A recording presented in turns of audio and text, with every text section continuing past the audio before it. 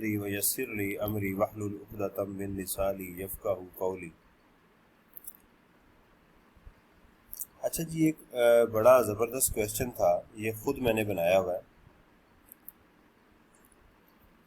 ऐसे ही मिल मिला के मैंने इसको, लेकिन इसके अंदर बहुत सारी चीज़ें जो थी, ये एक तरह की आपकी रिवीजन सेशन था ये सारा का सारा, जिसमें इनकम फ्रॉम प्रॉपर्टी को टेस्ट किया गया, जिसके अंदर आपके कैपिटल गेन्स को टेस्ट किया गया, ठीक, ये सारी चीज़ें जो थी, और tax credit, reversal of tax credits, ठीक, फॉरेन सोर्स इनकम, और ये सारी चीज़ें जो थी वो इसके अंदर टेस्ट की गई थी।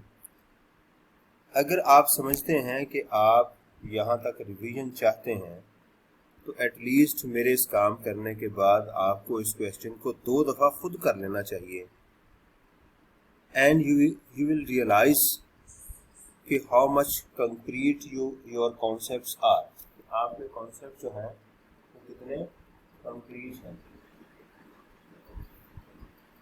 ठीक है,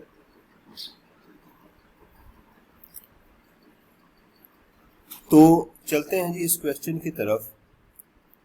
इसमें बहुत सारी ज़बरदस्त चीज़ें आपको मिलेंगी, बड़ा एक यूनिक किस्म का क्वेश्चन था, लेकिन इसका नाम ज़रा देखें, नाम क्या है, मिस्टर तीली।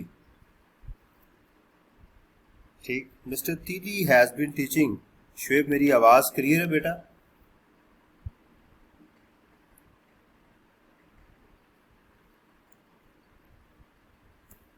हेलो,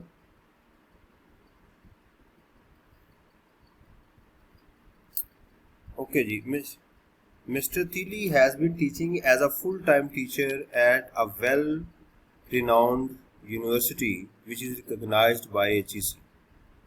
जी, पहली चीज़ तो इसके अंदर ये बता दी गई कि वो फुल टाइम टीचर है, तो इससे क्या मुराद है कि उसको फुल टाइम टीचर अलाउंस मिलेगा।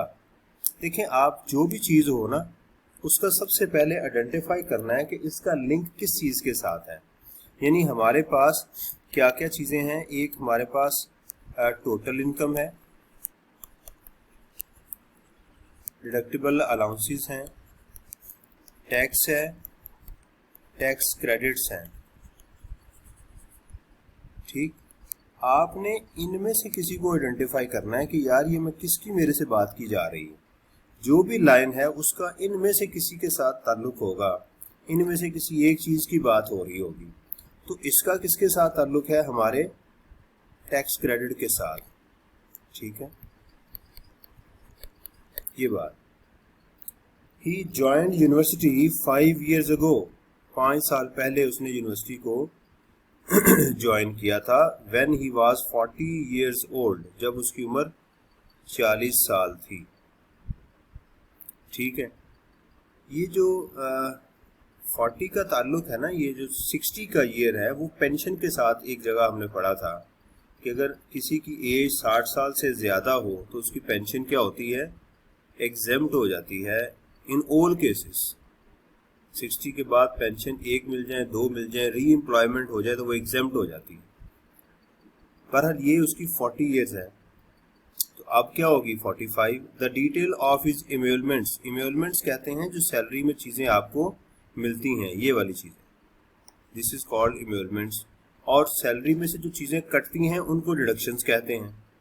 During the tax year ended June 30, 2020, और इसकी बजाय यहाँ पर जस्ट ये भी लिखा जा सकता था tax year 2020, normal tax year. Basic salary per month totally taxable. Dearness allowance totally taxable. अच्छा, डियरनेस अलाउंस नॉर्मली क्वेश्चन में उस वक्त दिया जाता है जब आपके पास प्रोविडेंट फंड हो। क्या हो? प्रोविडेंट फंड गिवन हो। तो क्योंकि हमने ये लिमिट डिसाइड करनी होती है तो इन दोनों को ऐड करके उसके बाद उसकी exemption limit recognised provident fund के लिए डिसाइड करते हैं। लेकिन dearness allowance basically itself is totally taxable. Medical allowance is exempt up to 10% of the basic salary. exempt 10% of the basic salary. Annual bonus is totally taxable. अच्छा, अगर exam में कुछ भी मेंशन ना हो और पर मंथ आपको information मिले, देखें ये एनुअल है, ये इसके आगे मेंशन नहीं है, तो इसको हम खुद से पर मंथ नहीं कंसीडर करेंगे। तो अगर कोई और इन्फॉर्मेशन मेंशन ना हो तो हमारी ये अमाउंट कितने मंथ के लिए ली जाएंगी, अज्यूम की जाएंगी 12 मंथ के लिए। ठीक होगी बात। तो हमारी इस इंफॉर्मेशन का ताल्लुक किसके साथ है, सैलरी के साथ। हमें ये भी पता होना चाहिए the examiner is talking about salary. तो पहला ये हेड हमारा ये वाला था इनकम फ्रॉम सैलरी का। आगे चलते हैं, additional information. During the year mister तीली सोल्ड, देखिएगा ड्यूरिंग द ईयर मिस्टर तीली सोल्ड 1000 शेयर्स, शेयर्स हैं तो ये क्या चीज़ है, बेचे भी हैं, तो कैपिटल गेन जनरेट होने के चांसेस हैं। अ यूके बेस्ड कंपनी, क्या है, यूके बेस्ड कंपनी है ये, ठीक है, एट 12.25। देखिएगा अगर कंपनी पाकिस्तान में हो, इनकॉर्पोरेट हुई हो, अगर कंपनी क्या मैंने कहा पाकिस्तान में इनकॉर्पोरेट हुई हो या उसका कंट्रोल और मैनेजमेंट जो है वो पाकिस्तान में हो, तो उसको हम रेजिडेंट बोलते हैं। लेकिन अगर ना कंपनी पाकिस्तान में इनकॉर्पोरेट हुई और ना उसका कंट्रोल और मैनेजमेंट पाकिस्तान में है, तो फिर उसको क्या बोलेंगे, नॉन रेजिडेंट कंपनी। अंडरस्टैंड। तो इस बात से ये पता चल रहा है कि ये क्या है, नॉन रेजिडेंट कंपनी है। और नॉन रेजिडेंट कंपनी के अगर आप शेयर्स बेचेंगे तो फॉरेन सोर्स इनकम होगी। अगर एक कंपनी रेजिडेंट होगी, उसके शेयर्स बेचेंगे तो वो पाकिस्तान सोर्स इनकम होगी। If the company is non resident and you dispose of the share of that company, अगर वो नॉन रेजिडेंट है तो फिर क्या होगी, वो उसका जो गेन होगा वो फॉरेन सोर्स होगा। If the company is resident the gain is Pakistan source income. If the company is non-resident, the gain is foreign source income, आपकी foreign source income आएगी। और यहाँ पर हमें नहीं बताया गया कि मिस्टर तीली जो है ये रेजिडेंट है या नॉन रेजिडेंट है, तो क्या अज्यूम करेंगे कि ये रेजिडेंट है, और रेजिडेंट की फॉरेन सोर्स इनकम वो टैक्सेबल होती है। रेजिडेंट की फॉरेन सोर्स इनकम पाकिस्तान में टैक्सेबल होती है, एक्सेप्ट कि हमें बता ना दिया जाए एग्जाम में कि ये एग्जाम्प्ट है।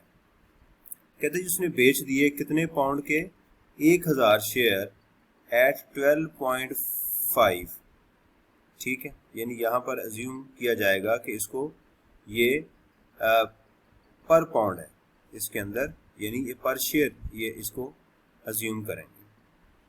ठीक है, ये थोड़ी सी इस क्वेश्चन के अंदर एक लैकूना था जो रह गया, कि मेंशन करना चाहिए था इसके अंदर।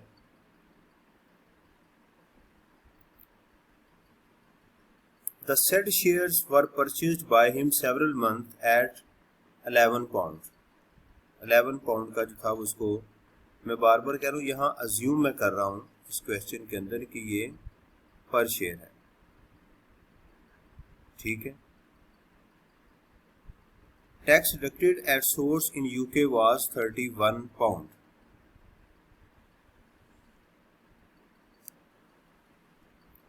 ठीक है, ये 31 पाउंड के हैं, ये उसका टैक्स भी कटा हुआ है उसके अंदर, लेकिन यहाँ अज्यूम करना वैसे बनता नहीं है। यहाँ पर इसका अज्यूम करना जो है वो बनता नहीं है। चले मैं देखता हूँ इसके मुताबिक मैंने सोल्यूशन को कैसे लिया, फिर आपको सॉल्यूशन बताता हूँ इसका। अच्छा, उसके साथ इसका हमें रेट भी बता दिया क्या कि 1 पाउंड जो है वो 160 का है। अब देखिएगा 3 कंडीशंस पूरी होगी। असल में बेसिकली जो कॉन्सेप्ट समझने वाला है वो ये है, 3 कंडीशंस आपकी पूरी हो गई। Number 1, the person is resident and foreign source income is taxable and he has paid the tax. तो इसका मतलब ये है कि हमें इसके ऊपर टैक्स क्रेडिट की तमाम कंडीशंस पूरी हो रही हैं, तो इस अमाउंट के ऊपर हमें टैक्स क्रेडिट भी मिलना चाहिए। ये वाली जो अमाउंट है जो पाउंड में है और इसका हमें रुपीज़ है, तो इसको ज़ाहिर बात है कि हम कोई भी अमाउंट जो फॉरेन करेंसी में होगी इसको हम रुपीज़ में कन्वर्ट करेंगे। ठीक, दूसरी चीज़ कि इसमें सोल्ड हो रहा है, कैपिटल गेन भी जनरेट हो रहा है। तो इसका मतलब ये हुआ कि इस लाइन का ताल्लुक हमारी दो चीज़ों के साथ है। इसका ताल्लुक हमारी दो चीज़ों के साथ है। नंबर 1 कि ये हमारा कैपिटल गेन भी है, प्लस इसमें टैक्स क्रेडिट भी मिलेगा। ये बात समझ आ गई? ये पहला पॉइंट मैंने आपको बता दिया। और ये कंपनी क्या है, यूके बेस्ड नॉन रेजिडेंट है, तो हमारा कैपिटल गेन है लेकिन फॉरेन सोर्स। कैपिटल गेन तो है लेकिन कौन सा है, ये पाकिस्तान सोर्स नहीं है, ये फॉरेन सोर्स है। ऊपर सैलरी जो है ये पाकिस्तान सोर्स सैलरी है। दो अमाउंट्स अभी तक आ गई हमारे पास, सैलरी आ गई और कैपिटल गेन आ गया। उसकी सेल प्राइस भी गिवन है और उसकी परचेज प्राइस भी गिवन है हमारे पास। He earned rupees 2 million net of expenses from a business in Italy with a tax payable of rupees 60,000। देखिए इस क्वेश्चन के जो ऊपर वाला पार्ट है उसमें आपको जो अमाउंट दी गई वो दी गई है फॉरेन करेंसी में, लेकिन जो दूसरा पार्ट है उसके अंदर आपको ट्रांसलेट करके दी गई, इसलिए हमें रेट नहीं मिला। ठीक है, with a tax payable of rupees 60,000। देखें इसमें, और ये कौन से है, फॉरेन सोर्स, इटली के अंदर मौजूद है आपकी। ठीक, और उसके बाद आपको एक्सपेंस माइनस करके बता दिया गया, वो आपका बिजनेस है और उस पर टैक्स कटा हुआ है। इसमें भी 3 कंडीशंस पूरी हो रही हैं।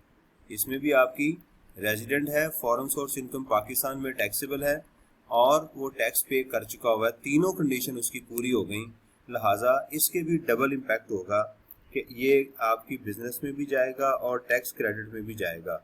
और पहला जो था ये कैपिटल गेन था और टैक्स क्रेडिट था।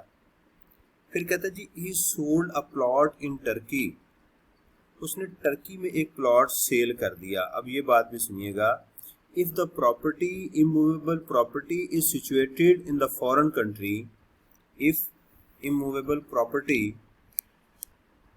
Is situated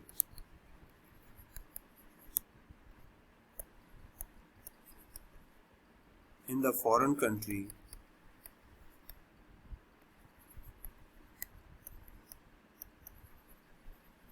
then the source is foreign source income, the income generated from that is foreign source income, and if property is situated in Pakistan then this is Pakistan source। Capital gain के लिए मैंने ये condition बताई थी, पाकिस्तान और foreign source के लिए, property के लिए ये, यानी या आप प्रॉपर्टी को बेच दें तो उससे कैपिटल गेन जनरेट हो जाएगा, और अगर आप उस प्रॉपर्टी को रेंट आउट कर दें तो उससे इनकम फ्रॉम प्रॉपर्टी जनरेट होगा। इन एनी केस अगर वो प्रॉपर्टी पाकिस्तान में सिचुएटेड है तो दोनों चीज़ें पाकिस्तान सोर्स, और अगर वो फॉरेन में है तो ये फॉरेन सोर्स इनकम बन जाएगी। ठीक, हाँ, अगर ये कहा जाए पैसा जहाँ मिल रहा है, देखें पैसे का मिलने का ताल्लुक नहीं है, आप शेयर्स बेच दें, पैसे जहाँ मर्जी मिलें। प्रॉपर्टी आपकी पाकिस्तान से बाहर है, पैसा आपको जहां मर्जी मिल जाए, इनकम जहां मर्जी आपको रिसीट हो, irrespective of the fact where you are receiving the income, वो पाकिस्तान या फॉरेन सोर्स होगी, उसकी लोकेशन के हिसाब से उसको आपने देखना है। तो इसके अंदर ये कॉन्सेप्ट भी क्लियर हो गया कि यार ये कैसे पता चलेगा कि ये पाकिस्तान सोर्स इनकम है या फॉरेन सोर्स इनकम है। अगर यहाँ लिख भी दिया जाता कि ये पैसे उसको पाकिस्तान में मिले हैं तो फिर भी हम इसको क्या करते हैं, इसको फॉरेन सोर्स ही लेते। He sold a plot in Turkey for Turkish lira 5 million। 5 million Turkish lira है, वहाँ जो चलता है वो रुपये नहीं चलते, क्या चलते हैं, लीरा चलते हैं। ठीक है, तो इसका जाहिर बात है कि हमें रेट पता होना चाहिए। Which he had purchased 9 months ago, जिसने 9 माह पहले जो था ये प्लॉट लिया था। ठीक होगी बात। इसका क्या ताल्लुक है, ये इसलिए ज़रूरी है कि कैपिटल गेन के साथ हमें उसकी जो होल्डिंग पीरियड है उसका पता होना ज़रूरी है, क्योंकि इसका ताल्लुक उसके साथ है। फॉर 3 मिलियन, 3 मिलियन का उसने प्लॉट लिया था और 5 मिलियन का उसने सेल कर दिया। Whereas the rate of 1 Turkish lira is equal to ₹28, 28 रुपये का लीरा दोनों जगहों पर है। अगर ये बताया जाए कि परचेज के टाइम पे ये रेट है और सेल के टाइम पे ये रेट है, तो आप उनके रिस्पेक्टिव रेट को ही उसके साथ मल्टीप्लाई करेंगे, डे ऑफ ट्रांजैक्शन को देखा जाएगा इसके साथ। नो टैक्स वॉज पेड और payable on this transaction and there is no tax duty, ठीक है, और वहाँ पर कोई टैक्स ड्यूटी भी नहीं है। अच्छा, अब यहाँ पर देखिएगा, यहाँ पर ये रेजिडेंट है, फॉरेन सोर्स इनकम पाकिस्तान में टैक्सेबल है, लेकिन टैक्स नहीं पे हुआ और ना ही पे होना है। इसका मतलब ये हुआ कि ये हमारा सिर्फ कैपिटल गेन तो जनरेट होगा फॉरेन सोर्स, लेकिन यहाँ पर क्रेडिट नहीं मिलेगा, वेयर एज पहली दोनों कंडीशन में डबल ट्रीटमेंट होना था। ठीक, इसके अंदर गेन तो हो रहा है, इनकम तो जनरेट हो रही है फॉरेन सोर्स इनकम के ऊपर, लेकिन टैक्स क्रेडिट कैलकुलेट नहीं होगा। आगे आगे जी, ही सोल्ड 20,000 मुदारबा यूनिट्स। मुदारबा यूनिट्स क्या है?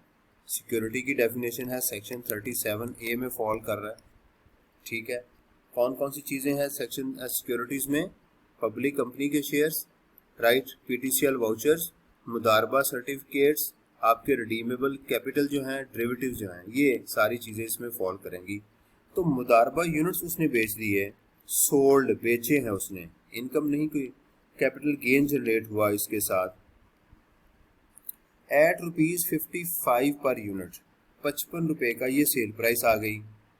इन मार्च these units were purchased in July 2015 for ₹50 per unit, 50 के परचेज किए गए थे।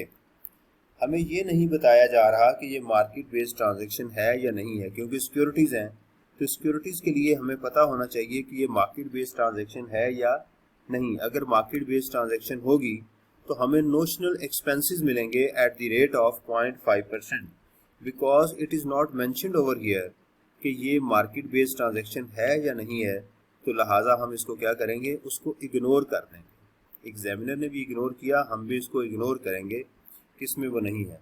सेल प्राइस भी बता दी गई और परचेज प्राइस भी हमें इसकी बता दी गई है, और प्लस ये शेयर्स कब परचेज किए गए, कब परचेज किए गए? 1 जुलाई 2016 से पहले। अगर उसके बाद होते तो उसका रेट होता 15% टैक्स होता, और उससे पहले वाले हमारे पास जो रेट चल रहे हैं वो कितने हैं? एक 7.5% है और एक गालबन जो है वो हमारा 10% है। तो देख लीजिएगा, मैं नहीं 15 तो बेटा 1 जुलाई 2016 के बाद का है, लेकिन उससे पहले जो हमारा रेट है वो अगर उससे पहले एक्वायर करेंगे तो उसके दो रेट्स थे। 7.5% जो है, 12.5 उससे पहले वाला है, जिसका होल्डिंग पीरियड 1 साल के अंदर होगा। अगर इसका अब देखें ना, इसका होल्डिंग पीरियड कितना है, आप जरा अंदाज़ा करें। 2015 को परचेज किए और बेच कब रहे हैं आप? 2020 में। तो होल्डिंग पीरियड आपका 24 माह से ज़्यादा है ना। तो जब होल्डिंग पीरियड आपका 24 माह से ज़्यादा होगा तो फिर आपको जो रेट लगना चाहिए इसको कंफर्म कर लीजिएगा, दैट इज़ 7.5% इसका होना चाहिए, ठीक है। ये मैंने आपको बताया था कि एक रेट उसमें ऑब्सलीट हो चुका हुआ है, और 1 जुलाई 2013 से पहले की सिक्योरिटीज एग्जेम्प्ट हो जाएंगी, और इसमें कुछ नहीं मेंशन, तो इसको क्या अज्यूम करेंगे? Pakistan source income. देखें इसका इम्पैक्ट किस पे है? सिर्फ कैपिटल गेन जनरेट होगा। इस लाइन के अंदर हमारे पास टैक्स की कोई फर्दर इंफॉर्मेशन मौजूद नहीं। मैं बार बार कह रहा हूँ कि आपको पता होना चाहिए कि हमारी जो इंफॉर्मेशन दी जा रही है उसका जो लिंक है वो मेरे किस एलिमेंट के साथ है। तो पहली जो ए और बी था उसमें आपका इनकम में भी ट्रीटमेंट होना था, टैक्स में भी ट्रीटमेंट होना था, लेकिन जो नेक्स्ट हमारे पास दो आ रही है सी और डी पॉइंट, इसमें सिर्फ हमारे पास किसका ट्रीटमेंट आ रहा है? वो सिर्फ और सिर्फ इनकम का आ रहा है। ज़कात डिडक्टेड ₹10,000 बाय द बैंक। अगर बैंक आपकी ज़कात डिडक्ट करेगा तो ये आपका डिडक्टेबल अलाउंस होगा। And donation of ₹30,000 paid to Shaukat Khanum memorial trust through cash. और शौकत खानम हॉस्पिटल को हमने दिया गया, और शौकत खानम जो मेमोरियल हॉस्पिटल है, अब ये कौन सा अज्यूम करें, क्योंकि लाहौर में भी है, कराची में भी है, इस्लामाबाद उसमें भी बन रहा है, इस्लामाबाद में भी है, तो इसको हम अज्यूम कर लें लाहौर, क्योंकि ये अंडर क्लॉज 61 है। और ये दोनों हमें क्या चीज़ें बता दी गई? डिडक्टेबल अलाउंसेस बता दिए गए। डोनेशन पे कोई लिमिट नहीं है, जबकि ज़कात पे कोई लिमिट नहीं, जबकि डोनेशन के ऊपर कितनी लिमिट है आपकी? वो 30% ऑफ द टैक्सेबल इनकम से तक होनी चाहिए, उससे ज़्यादा होगी तो हम डिसअलाउ कर देंगे। तो इसका ताल्लुक किसके साथ है? डिडक्टेबल अलाउंसेस के साथ। ये लाइन जो हमें बताई जा रही है दोनों ठीक है, दोनों एलिजिबल हैं, आप माइनस कर सकते हैं। During the year he made investment in the following shares. अब देखें यहाँ पर उसने कहा इन्वेस्टमेंट की है, आउटफ्लो बताया जा रहा है। तो जब आउटफ्लो बताया जाए तो आप याद रखें कि उससे कोई इनकम का कॉन्सेप्ट तो नॉर्मली जनरेट नहीं होता, एक्सेप्शंस आर देयर। तो यहाँ पर जो बात की जा रही है इन्वेस्टमेंट जो की गई है, तो आपका ध्यान किस तरफ जाना चाहिए? जब आउटफ्लो आए तो आपका ध्यान, जैसे ये वाला आपका पॉइंट था, तो आपका ध्यान किस तरफ जाना चाहिए? या तो डिडक्टेबल अलाउंस है या ये कोई क्रेडिट दिया जा रहा है मुझे, जैसे एडवांस टैक्स पे कर दिया आपने, इस तरह आपने इन्वेस्टमेंट की, कंट्रीब्यूशन इम्प्रूव पेंशन फंड वगैरह, तो ये इन्वेस्टमेंट इन शेयर्स की है। शेयर्स में इन्वेस्टमेंट करेंगे तो क्या आपको मिलेगा? नंबर 1 कि आप क्या हो, उसके कंपनी पब्लिक हो, आप उसके ओरिजिनल अलॉटी हो, ठीक है, और आप उसके शेयर जो है वो 24 मंथ तक डिस्पोज ऑफ नहीं करेंगे, यानी इस साल तक कम से कम आप उन शेयर्स को डिस्पोज ऑफ नहीं करेंगे, तो ये आपको टैक्स क्रेडिट दिया जाएगा इसका। Shares of a listed company as original allottee, public company है, आप ओरिजिनल अलॉटी हैं, this amount is eligible for tax credit. Shares of a private company है, इसके ऊपर आपको कोई टैक्स क्रेडिट नहीं मिलेगा। हाँ, जब इन शेयर्स को बेचेंगे तो कैपिटल गेन जनरेट होगा। Shares of a listed company for rupees, कहाँ से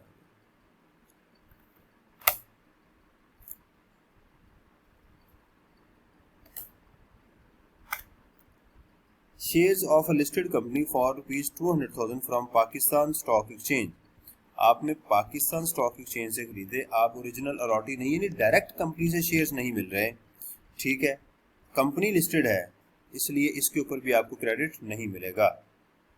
ठीक होगी बात। तो एक ये अमाउंट हमारे पास, इस अमाउंट का जो हमारा लिंक है वो जस्ट किसके साथ है? टैक्स के साथ, इसका इनकम के साथ कोई फिलहाल ताल्लुक नहीं है। He donated 20,000 to a local hospital. The payment was made through banking channel. Banking channel के थ्रू, प्रॉपर चैनल से पेमेंट की गई, और लोकल हॉस्पिटल है। क्या लोकल हॉस्पिटल के ऊपर आपको कोई क्रेडिट मिलेगा? राइट, लोकल हॉस्पिटल कौन सा है? कुछ नहीं बताया जा रहा, तो खुद से आप अब यहाँ अज्यूम नहीं करेंगे कि ये जो हॉस्पिटल है ये अंडर क्लॉज 61 है या ये अप्रूव्ड कोई ऐसा इदारा है, ऐसी कोई बात हम यहाँ पर अज्यूम नहीं करेंगे। तो इसके ऊपर हम क्या करेंगे, चूंकि उसके वर्डिंग बता रही है कि ये लोकल हॉस्पिटल है, नॉर्मली एग्जामिनर खुद बताता है कि इसकी सिचुएशन क्या है, तो लिहाजा हम इसके ऊपर हमें ना कोई टैक्स क्रेडिट नहीं मिलेगा, और इनकम है ही नहीं ये। House building finance corporation was awarded a loan for the construction of the house. दो कामों के लिए अगर आप financial institution, non financial institution और HBFC या लिस्टेड कंपनी से लोन लें, उसके ऊपर जो आप इंटरेस्ट देंगे तो वो आपका डिडक्टेबल अलाउंस होगा। For of his house and he paid share on that loan amounted rupees 10,000। तो ये जो अमाउंट है ये आपकी क्या है? Deductible allowance. इसके ऊपर आपको बेनिफिट मिलेगा कि आप अपनी टोटल इनकम में से माइनस कर सकते हैं। इसकी कितनी लिमिट है? 50% ऑफ द टोटल इनकम, आपकी taxable income. He rented out a building, ले जी, रेंटेड आउट बिल्डिंग, ये जो वर्ड यूज किया गया इसका मतलब the examiner is talking about income from property at a monthly rent of rupees 50,000। It means कि ये पर मंथ है, हमें ध्यान से इंफॉर्मेशन को देखना है। इसका मतलब हमें इसको 12 से मल्टीप्लाई करना पड़ेगा। Mister Kabool and received 500,000 as security deposit refundable at the time of vacating of the building. तो इसका मतलब ये हमारी टोटली टैक्सेबल आ गई, और इसका 1/10 जो है वो हम क्या करेंगे, इसका टैक्स हो जाएगा इनकम फ्रॉम प्रॉपर्टी में। तो ये इसमें सिर्फ इनकम की इंफॉर्मेशन थी, टैक्स की कोई इंफॉर्मेशन नहीं थी। लेकिन ये बात है कि इंडिविजुअल के लिए जो इनकम फ्रॉम प्रॉपर्टी है वो किस में जाएगा? सेपरेट ब्लॉक ऑफ इनकम में टैक्स होगा। तो इनकम में हम इसको ऐड करेंगे, बाद सेपरेट ब्लॉक में से माइनस कर देंगे। इसी तरह आपकी जो सिक्योरिटीज है section 37A that is also tax under separate block of income, उसको भी वहां से हम माइनस कर देंगे। During the latest tax year further investment were made by him by taking loan in cash from his father. देखें, हमने section 39 के अंदर एक बात की थी कि if you receive a loan, gift और एडवांस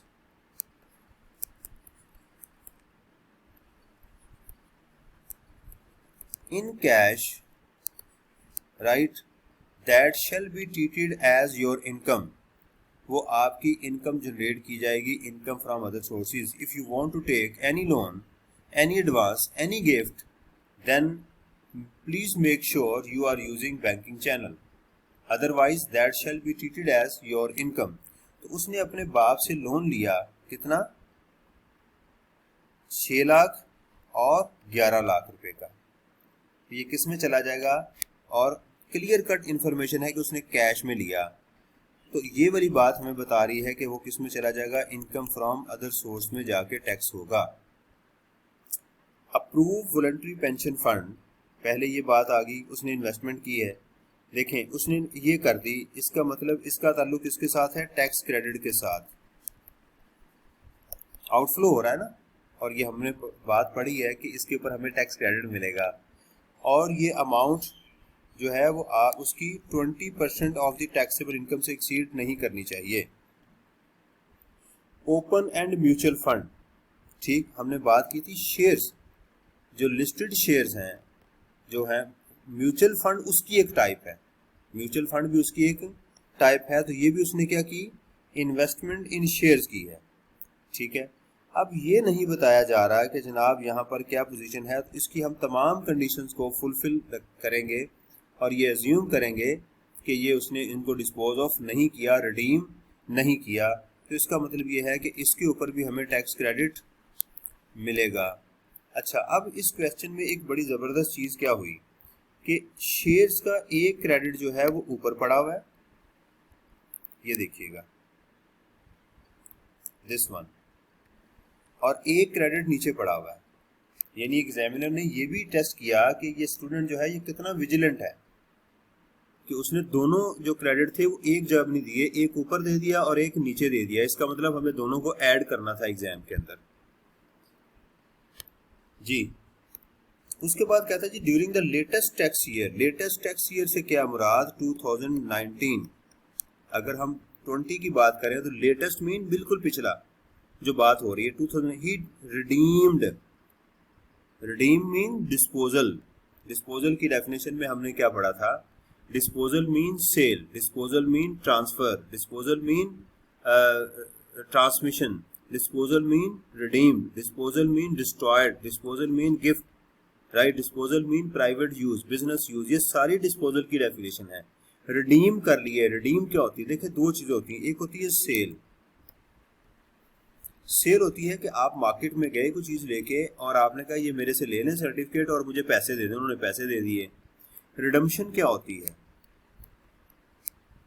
रिडम्पशन ये होती है कि आपको कंपनी ने कहा कि भाई आज आप मेरे से सर्टिफिकेट ले जाओ, ठीक है, ₹1000 का, और उसके ऊपर टाइम लिखा हुआ है कि इट इज रिडीमेबल इन 2020, आज से 4 साल 5 साल पहले अगर आपने परचेज किए हैं उसके ऊपर लिखा हुआ है, यानी आप आएंगे ये सर्टिफिकेट हमें वापस करेंगे तो हम पैसे आपको वापस करेंगे। अच्छा, इसको कहते हैं redeemed at par, redeemed at par, redeemed at discount and redeemed at premium, ये वर्ड यूज किए जाते हैं। मसलन इसकी फर्ज करें कि इस सर्टिफिकेट की फेस वैल्यू 1000 है और अगर आप इस सर्टिफिकेट को वापस लेकर आएंगे और अगर कंपनी आपको 1000 रुपया देगी तो इसको बोलेंगे रिडीम्ड एट पार। अगर आज आप 1000 रुपया लेकर गए और कंपनी कहती है जब आप वापस आएंगे 10 साल बाद 5 साल बाद तो हम आपको 950 रुपये देंगे, तो इसको बोलेंगे रिडीम्ड एट डिस्काउंट। और कंपनी कहती है कि जी आप 1000 रुपया हमें आज दे जाएं और कुछ सालों के बाद हम आपको 1200 रुपया देंगे, जिसको बोलेंगे रिडीम्ड एट प्रीमियम। इसकी क्या रीज़न है ये मेरा टॉपिक नहीं है, आप अगर इसको देखना चाहें तो नेट के ऊपर देख सकते हैं कि मेरा इसे टॉपिक जो है वो सारा वो हो जाएगा। बस इतनी इन्फॉर्मेशन काफ़ी। 4000 units of mutual fund. Mutual funds क्या है? यहाँ पर इन्वेस्टमेंट हो रही है, आउटफ्लो है, तो इसके ऊपर टैक्स क्रेडिट मिलेगा। बिल्कुल ऐसे ही जैसे शेयर्स के ऊपर आप बात करते हैं, शेयर्स का बेचना कैपिटल गेन जनरेट करेगा लिस्टेड कंपनी का, और उस शेयर्स के अंदर इन्वेस्ट करना क्या जनरेट करेगा आपके लिए? वो आपके लिए क्रेडिट कैलकुलेट करेगा। तो ये उसने रिडीम किए of mutual fund other than stock fund eight ₹58 per unit. इतने का उसने उसको क्या कर दिया? बेच दिया। These units were purchased at the beginning of the previous year। पिछले साल इसको रिडीम किया गया था। ये कौन सी आइटम है हमारी जो म्यूचुअल फंड्स है? ये 37A की रिडीमेबल है ना, तो हमने पढ़ा था 30 सिक्योरिटीज की डेफिनेशन में फॉल करेंगे। एट ₹50 तो 50 के थे और 56 के बेच दिए। एंड मिस्टर तीली had claimed a tax credit of 40,000 on this investment. और पिछले साल उस इन्वेस्टमेंट के ऊपर ये 40,000 का क्या कर चुका हुआ है? टैक्स क्रेडिट ले चुका हुआ है। बताएं मुझे, उसने डिफॉल्ट किया कि नहीं किया? बिल्कुल किया उसने, राइट। उसने पिछले साल लिया और इस साल उसने बेच दिया। आप देखें तो 24 माह तो कंप्लीट नहीं किए ना उसने। इसका मतलब ये है कि ये जो 40,000 है इसकी रिवर्सल पड़ेगी, उसने डिफॉल्ट कर दिया। हमारे ईयर में इन्वेस्टमेंट नहीं की, इन्वेस्टमेंट की है पिछले साल, और उसको इस साल तक भी उसको होल्ड करना चाहिए था, लेकिन उसने होल्ड नहीं किया। पहली बात कि इसमें कैपिटल गेन जनरेट हो गया, और दूसरी बात यह है कि ये टैक्स क्रेडिट की रिवर्सल पड़ेगी इसके ऊपर। ये जो 40,000 है इसकी रिवर्सल पड़ेगी। तो इस लाइन का ताल्लुक भी हमारी जो दो हेड्स हैं उनके साथ है, एक इनकम के साथ और एक रिवर्सल ऑफ टैक्स क्रेडिट के साथ। Last year he participated in life insurance policy. पिछले साल इसने लाइफ इंश्योरेंस पॉलिसी में भी, अगर इस साल करता तो हमें उसके ऊपर क्रेडिट मिलने के चांसेस थे, लेकिन ये पिछले साल की बात हो रही है। इसका मतलब इस साल उसको कोई क्रेडिट मिलने के चांसेस नहीं है। दोबारा सुन लें, अगर लिस्टेड कंपनी के शेयर्स में आपने पिछले साल इन्वेस्टमेंट की, लाइफ इंश्योरेंस में आपने पिछले साल इन्वेस्टमेंट की, तो इस साल की बात नहीं हो रही। फिर उसकी रिवर्सल का सोचेंगे आप कि इसकी जो इसने लास्ट ईयर क्रेडिट लिया था उस पर रिवर्सल पड़ेगी या नहीं पड़ेगी। तो फिर state life insurance and claimed a tax credit of 5,000। इसका भी पिछले साल वो 5,000 का क्रेडिट ले चुका हुआ है। Before the end of this year he surrendered that policy. और इसके लिए कहा गया था कि भी आपने इसको भी 2 साल के लिए होल्ड करना है, लेकिन उसने होल्ड, ये इसका ताल्लुक हमारी इनकम के साथ नहीं, ठीक है, और उसने सरेंडर कर दी इंश्योरेंस पॉलिसी। कितना गेन हुआ, क्या हुआ, हमें उसकी कोई इन्फॉर्मेशन मौजूद नहीं है। दूसरी बात ध्यान से सुनिएगा, हमने ये बात डिस्कस की थी टैक्स क्रेडिट के अंदर कि अगर लाइफ इंश्योरेंस पॉलिसी को आप 24 माह में सरेंडर करेंगे तो इस साल के साथ उसका कोई ताल्लुक नहीं है। यानी आपने अगर 2019 में ये इंश्योरेंस पॉलिसी ली थी तो इस साल इसकी रिवर्सल नहीं पड़ेगी, इसकी 2019 के अंदर ही रिवर्सल पड़ेगी। इसका मतलब कि इस लाइन का मेरे साल के साथ कोई ताल्लुक नहीं है, जबकि टैक्स क्रेडिट की जो रिवर्सल पड़ेगी वो उसी साल पड़ेगी। ये पॉइंट आपसे टेस्ट किया गया था कि स्टूडेंट को पता है कि रिवर्सल, शेयर्स की रिवर्सल जो है वो साल में डाली जाएगी, जबकि इंश्योरेंस पॉलिसी की रिवर्सल पिछले साल में डाली जाएगी। The detail of tax withheld is as follows. जो विद होल्डिंग टैक्स है, ये आउटफ्लो हो रहा है ना, ये एडवांस टैक्स है हमारा। एम्प्लॉयर ने काट लिया 2,000 रुपया, tax collected on his cell phone 3,600 रुपया, cash withdrawal from the bank वो 5,000 रुपया उसने काट लिया। ये हमारा क्वेश्चन था। चलें जी, अब इसके सोल्यूशन की तरफ चलते हैं। इसकी कैलकुलेशन को आप बाद में कंफर्म कर लीजिएगा। ये क्वेश्चन मैं आपके साथ शेयर कर लूँगा, तो इसको ज़रा देख लीजिएगा, ठीक है, क्योंकि मैं एक्सेल के ऊपर काम कर रहा होता हूँ तो सम टाइम इट हैपन्स कि वो डेटा देखते हुए बाज़ औक़ात गलती हो जाती है। ले जी, सबसे पहले प्रोफाइल, उसका नाम, रेजिडेंट और इंडिविजुअल, टैक्स ईयर 2020। ये नहीं लिखना, ये वैसे क्वेश्चन समझाने के लिए। कंप्यूटेशन ऑफ टैक्सेबल इनकम, पहले है Pakistan source income. Salary income, basic salary, ये देखें यहाँ रुपीज़ आपने मेंशन करनी है, कॉमा आपने एग्जाम के अंदर आपने करना है, और उसकी वर्किंग शो करनी है। क्योंकि बताया नहीं गया था तो 12 मंथ मेरी अजम्पशंस के साथ थे कि 12 मंथ में होगा। Basic salary is totally taxable, dearness allowance is totally taxable, medical allowance is exempt up to 10% of the basic salary. देखें इनर कॉलम में मैंने इसे लिखा और मेन कॉलम में उसकी अमाउंट लिख दी। अगर ये एग्जेम्प्ट होता तो आप यहाँ पर डैश भी लगा सकते हैं और यहाँ पर वर्ड एग्जेम्प्ट लिख सकते हैं, दोनों चीज़ें ठीक। उसके बाद जी annual bonus is totally taxable, तो हमारी टैक्सेबल सैलरी कितनी आ गई 640,000। ये बिल्कुल प्लेन एक चीज़ थी, इसमें कोई ऐसी चीज़ नहीं थी। इनकम फ्रॉम प्रॉपर्टी, रेंट था हमारा टोटली टैक्सेबल, और अनएडजस्टेबल अमाउंट जो उसने ली थी सिक्योरिटी 1/10 उसकी टैक्सेबल हो गई 50,000, तो 650 आ गया उसके पास। चार्जेबल रेंट उसको बोलेंगे this is a separate block of income item, ये सेपरेट ब्लॉक की आइटम है लेकिन नॉर्मल इनकम है, हम इसको ऐड कर रहे हैं। अगर ये चार्जेबल रेंट 4 मिलियन से ज़्यादा होता तो इसके पास ऑप्शन थी कि ये चाहे तो इस इनकम के अंदर ही रहने दे या चाहे तो इसको सेपरेट ब्लॉक ऑफ इनकम में करवा ले, लेकिन अब इस इंडिविजुअल के पास ये ऑप्शन मौजूद नहीं है। कैपिटल गेन, मुदारबा सर्टिफिकेट्स, ये हमारे पास आ गई। हमने उसको बेच दिया तो क्या हमारे पास आ गया जी, ये कैलकुलेट कर लीजिएगा। आप इसको ऐसे भी कर सकते हैं और ऐसे भी कर सकते हैं एग्जाम के अंदर, 55 माइनस 20K माइनस 50 ऐसे भी लिख सकते हैं, ठीक है, जैसे क्लास में प्रैक्टिस है। तो 1 लाख रुपए का इसको मुदारबा सर्टिफिकेट्स में गेन हो गया और म्यूचुअल फंड्स में उसको जो गेन हुआ उसको भी आप ऐसे ही इसकी कैलकुलेशन शो कर सकते हैं।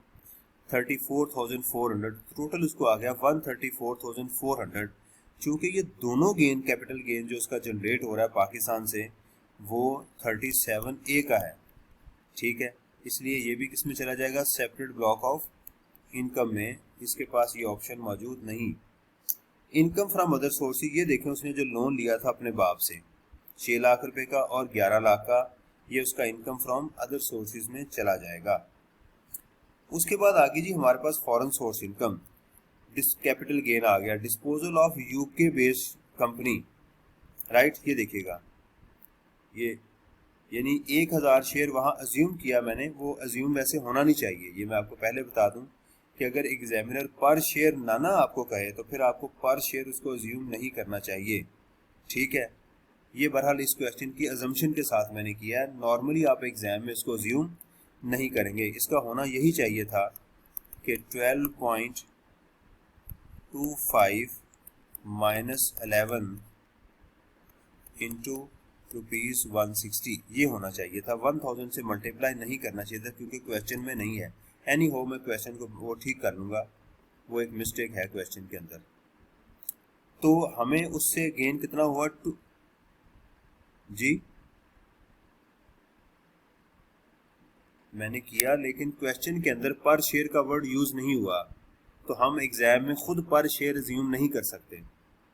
उसने कहा जी इतने के बेचे, समझ आई ना, उस क्वेश्चन को मैं ठीक कर लूंगा कि वो वहाँ होना चाहिए था पर शेयर। ये देखें यहाँ पर वो एक ड्राफ्टिंग की प्रॉब्लम है जो मेरे से हुई, वहाँ पे ये लिखा था 1000 share company based company at, ये एट से मुराद पर शेयर नहीं है, यहाँ मेंशन होना चाहिए था कि पर शेयर है। क्लियर? चलें, उस गलती से आपने ये भी सीख लिया कि पर शेयर कब लेना और कब नहीं लेना। तो ये हमारे पास आ गई। अगर ये लिखा जाता है कि ये लिस्टेड कंपनी है यूके बेस्ड, ये बात याद रखें, ये सेपरेट ब्लॉक की नहीं आइटम। क्या कहा मैंने? अगर यहाँ लिखा जाता है कि यूके बेस्ड लिस्टेड कंपनी है तो ये हमारी पाकिस्तान के लिए लिस्टेड कंपनी ना होती, क्योंकि हमारी कंडीशन ये है कि उसकी वो पाकिस्तान स्टॉक एक्सचेंज में लिस्टेड होनी चाहिए, ना कि पाकिस्तान से बाहर किसी स्टॉक एक्सचेंज में लिस्टेड होनी चाहिए। हाँ, कोई बाहर के मुल्क में कंपनी है, ठीक है, तो उसका ये हो सकता है, उसका कंट्रोल देखा जाएगा किसके पास है, वो दूसरी कंडीशन पब्लिक कंपनी की वो मौजूद है।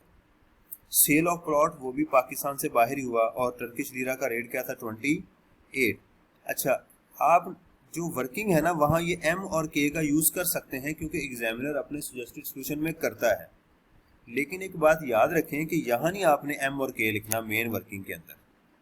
ये आ गया। उसके बाद फॉरेन सोर्स बिजनेस इनकम आ गई, ये भी हमें गिवन थी, ये भी गिवन थी, ये भी गिवन थी। जैसे ही फॉरेन सोर्स इनकम होगी फौरन आपको सोचना पड़ेगा कि इनमें से कौन कौन सी ऐसी अमाउंट हैं जिनके ऊपर टैक्स पे किया गया, क्योंकि उसका फिर आगे टैक्स में भी ट्रीटमेंट आना है। Whenever you see the foreign source income in your exam and it is taxable, ultimately you have to think कि whether I have to calculate tax credit on that amount or not, मुझे इसके ऊपर tax credit calculate करना या नहीं करना। तो ये मेरे पास फॉरेन सोर्स इनकम आ गई, ठीक है। इसके अंदर जो उसने प्लॉट जो बेचा है ना, ये वाला, ये देखिएगा, ये किसमें है, सेपरेट ब्लॉक ऑफ इनकम में। ये भी आपका मिथ दूर हो गया। कुछ स्टूडेंट के ज़हन में ये बात बैठ जाती है कि ये सेपरेट ब्लॉक इनकम जो है ना, इसका ताल्लुक सिर्फ पाकिस्तान सोर्स के साथ ही है। हालांकि हम कभी ऐसी बात नहीं पढ़ाते।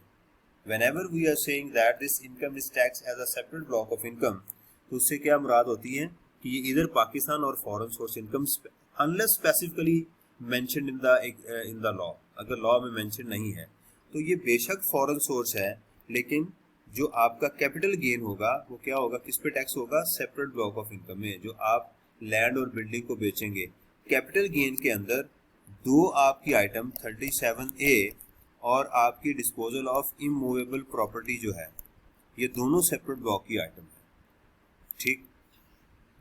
बिजनेस इनकम आ गई, ये हमारी फॉरेन सोर्स इनकम आ गई, टोटल इनकम ये आ गई। इसको मैंने टैक्सेबल इनकम क्यों नहीं लिखा, क्योंकि मेरे पास इस क्वेश्चन में ज़कात, डोनेशन और प्रॉफिट ऑन डेट भी मौजूद है। ज़कात, डोनेशन और प्रॉफिट ऑन डेट तीन चीज़ें मौजूद थी, इसलिए मैंने इसको टोटल इनकम लिखा। अगर ये चीज़ें मेरे पास कोई भी एग्जाम के अंदर डिडक्टेबल अलाउंस ना होता तो फिर मैं इसी को ही टैक्सेबल इनकम लिख देता, ठीक।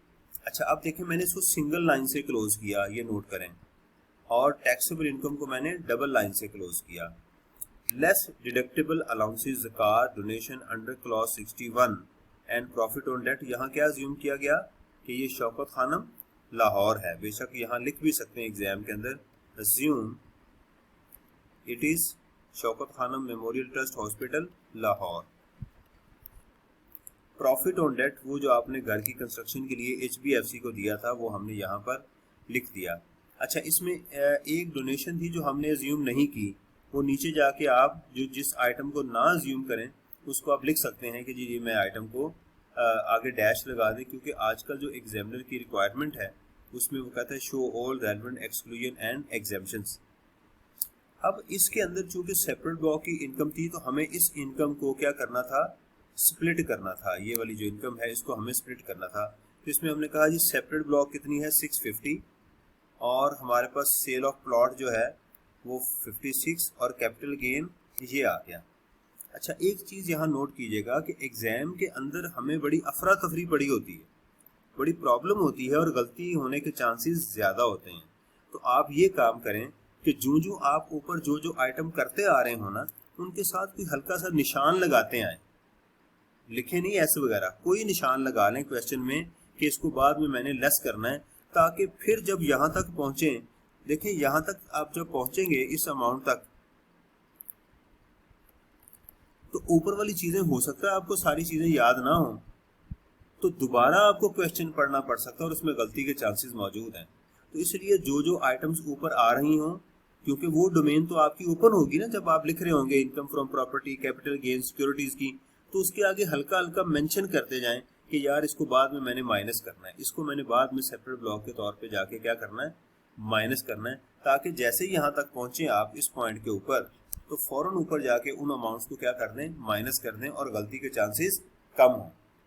उसके बाद जो बैलेंस बचा इसमें से वो क्या आ गई हमारी income other than separate block of income, ये हमारी इनकम, यानी टोटल ये अमाउंट जो है वो यही है amount, this is totally taxable. लेकिन फ़र्क क्या है कि इसके अंदर ये इन तीनों अमाउंट के अपने टैक्स रेट्स हैं, इसलिए हमें उनको क्या करना पड़ेगा, अलग अलग टैक्स करना पड़ेगा। अब देखेंगे जी ये सैलरीड है या नॉन सैलरीड है, ठीक है, तो किसके ऊपर आपने डिवाइड करना है, सैलरी को इसके ऊपर डिवाइड करना है।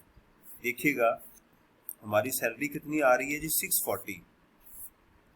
ये एग्जाम में मेंशन करने की जरूरत नहीं है, एग्जामिनर नहीं लिखता, तो वैसे आप कैलकुलेटर पे कर लें, 640,000 डिवाइडेड बाय 4490,000 इंटू 100, तो ये आपका आंसर 75 से कि ना तो बराबर है ना उससे ज़्यादा कम है। तो लिहाजा ये क्या होगा, नॉन सैलरीड आप यहाँ लिखेंगे एग्जाम में। तो सबसे पहले इसका टैक्स, फिर इन अमाउंट्स का टैक्स, ये आप लिखेंगे। तो ये आप इसको स्लैब में देखेंगे, नॉन सैलरीड के ये रेट्स आपको एग्जाम में मिल जाएंगे। तो 620 plus 30% of the taxable amount exceeding 4 million आप करेंगे तो ये आपके पास ये टैक्स की अमाउंट ये आ गई। ठीक है जी। अच्छा, अब सेपरेट ब्लॉक को कहाँ प्लेसमेंट करनी है? सेपरेट ब्लॉक जब आप सारे टैक्स क्रेडिट वगैरह कैलकुलेट कर लेंगे तो इसका टैक्स बाद में लेना है, ये उसकी प्लेसमेंट है। अच्छा, सबसे पहले देखिएगा, क्या ये फुल टाइम टीचर था? बिल्कुल था। टैक्सेबल सैलरी कितनी थी? 6,40,000 रुपया। उसके टैक्स का 25% इसको टैक्स क्रेडिट मिल जाएगा। ये रेट्स वगैरह ज़रा चेक कर लीजिएगा कि कहीं उसमें मिस्टेक ना हो गई। 25% ये आ गया। तो ये इनकम, ये आपका टैक्स आ गया after full time teacher and researcher allowance. ये अमाउंट आगे हमारे फॉर्मूला में यूज होगी फॉरेन टैक्स क्रेडिट में। अब देखिएगा, हमारे पास जो फॉरेन सोर्स इनकम थी, एक शेयर थे, बिजनेस इनकम थी, राइट। ये दो अमाउंट थी फॉरेन टैक्स क्रेडिट में, जिसके ऊपर एक्चुअली 3 अमाउंट थी क्वेश्चन में, लेकिन 2 अमाउंट्स ऐसी थी जिसके ऊपर आपने फॉरेन सोर्स में टैक्स पेड था या पेएबल था, वो आपने किया टैक्स, ये वाली amount divided by taxable income. देखिए ना, इस टैक्स में सेपरेट ब्लॉक शामिल है, सेपरेट ब्लॉक का नहीं शामिल, और ना ही आपने इनकम के अंदर वो सेपरेट ब्लॉक ऑफ इनकम को करना है। ना टैक्स में उसका टैक्स शामिल और ना उसके डिनोमिनेटर में वो शामिल, बगैर उसके दोनों ये चीज़ें अमाउंट हैं। यही फार्मूला, सेम फार्मूला आप बिजनेस के लिए भी यूज करेंगे। Multiplied by foreign source income, इसको बोलते हैं एवरेज टैक्स। क्या बोलते हैं इसको? Average tax on foreign source income. तो एवरेज टैक्स और actual tax paid which ever is lower, ये आपको बेनिफिट मिलेगा, माइनस हो गया। इसी तरह बिजनेस इनकम में एक्चुअल टैक्स पेड और foreign source average tax on foreign source income जो 2 मिलियन की अमाउंट थी, विच एवर इज लोअर, आपको ये बेनिफिट मिलेगा। इसमें से जब माइनस करेंगे तो ये अमाउंट आ गई। अब ये वाला टैक्स जो है आपका 702,500, ये आपका, अब अगला जो फॉर्मूला हमारा यूज होगा डोनेशन का, investment in share, life insurance premium, health insurance, contribution in approved pension fund, उनके लिए अब ये वाला फॉर्मूला इस्तेमाल होगा। ठीक, टैक्स क्रेडिट के लिए कौन सा? फुल टाइम टीचर अगर है तो माइनस करने के बाद। इन्वेस्टमेंट इन शेयर्स 2 आ गई हमारी, मैंने बताया था ऊपर आपको कि 150,000, 1.1 मिलियन। ठीक, टैक्स ये देखिएगा, यहाँ ये गलती होगी, ज़रा इसको ज़रा ध्यान से देखिएगा, यहाँ आना चाहिए 702,500। ठीक है, ये अमाउंट ठीक है, बस ये गलत है, ये मेरे से बस ओवरलुक हो गई है। तो ये आप इसको डिवाइड करेंगे, ऑब्वियसली फिर ये आंसर भी आपके चेंज होंगे, ये वाले भी। ठीक है, तो दिस वन मल्टीप्लाइड बाय आपकी पहले इन्वेस्टमेंट इन शेयर्स की ये आ गई। इसकी लिमिट क्या होनी चाहिए? ये इसके 20% से ज़्यादा नहीं होने चाहिए, इसके 20% से इन्वेस्टमेंट इन शेयर ज़्यादा नहीं होनी चाहिए। देखिए ये भी, ये इसकी लिमिट में ही है ना, 898 है, 89, इसकी लिमिट है 20%, 898, ये भी चेंज होगी क्योंकि हमारे पास ये अमाउंट आ रही है। देखिएगा रात को ना पुर्तगुल चल रहा था तो मेरे से यहाँ पर ये कैलकुलेशन में गलती हो गई, प्लस 150, तो ये आ गया 12,50,000। ये अमाउंट कितनी आ रही है? 12,50,000। ये मैं सोल्यूशन ठीक करके आपको मेल कर देता हूँ, अभी आपको व्हाट्सएप कर देता हूँ। और ये अमाउंट कितनी है? 4490। ठीक है, तो हमें क्या लेनी चाहिए यहाँ पर? 4490 इंटू 0.2, 898। ठीक है ना, तो यहाँ पर आएगा 898,000। ठीक है, तो ये अमाउंट चेंज हो जाएगी आपकी। उसके बाद ये तो विद इन लिमिट ही है, हमारा अप्रूव्ड पेंशन फंड, ये भी 20% है उसका, तो ये तो उसकी लिमिट में ही है। यहाँ पर आपको एग्जाम के अंदर कैलकुलेशन शो करना पड़ेगी, ठीक है। यहाँ आप लिख देंगे विद इन लिमिट, यहाँ ब्रैकेट में लिख देंगे विद इन लिमिट आपको कर देंगे, ठीक है। तो यहाँ पर एक मिस्टेक है, इसको मैं ठीक करके आपको कर देता हूँ। ठीक हो गया जी। तो ये आंसर भी हमारा बोल दो। ये आ गई जी हमारी टैक्स लाइबिलिटी जो थी। उसके बाद देखिए कि डिफ़ॉल्ट हुआ था हमारा कि हमने रिडीम कर लिए थे म्यूचुअल फंड्स। वो हमारी पिछले साल हमने इसको लास्ट ईयर में 2019 में माइनस किया था। अब क्या करेंगे, ऐड कर देंगे। अच्छा, यहाँ पर एहतियातन आप लिख दें redemption of life insurance policy और यहाँ डैश कर दें, क्योंकि एग्जामिनर ने एक अमाउंट दी है ना 5,000 रुपया, तो आप बता देंगे कि भाई ये 5,000 मैंने यहाँ नहीं लेनी, यानी इसके नंबर होंगे अलग, इसके अलग से नंबर होंगे कि एग्जामिनर ने एक पॉइंट दिया और आपने उसको यूज़ नहीं किया। तो असल में एग्जामिनर आपसे प्लेसमेंट चाहता था, अगर इसकी रिवर्सल पड़ती तो कहाँ पड़नी थी। वो कह रहा है कि बेशक इसका यूज़ नहीं है मेरे क्वेश्चन के अंदर, लेकिन अगर ये अमाउंट यूज़ होती तो कहाँ होती, तो इसके अलग नंबर होते हैं, तो इसलिए हमें वो भी यहाँ यूज़ करना चाहिए था। उसके बाद आ जाएगा tax on separate block of income. जब आप यहाँ तक पहुँच गए, अब आ गया tax on separate block of income, जो ऊपर हमने माइनस की थी।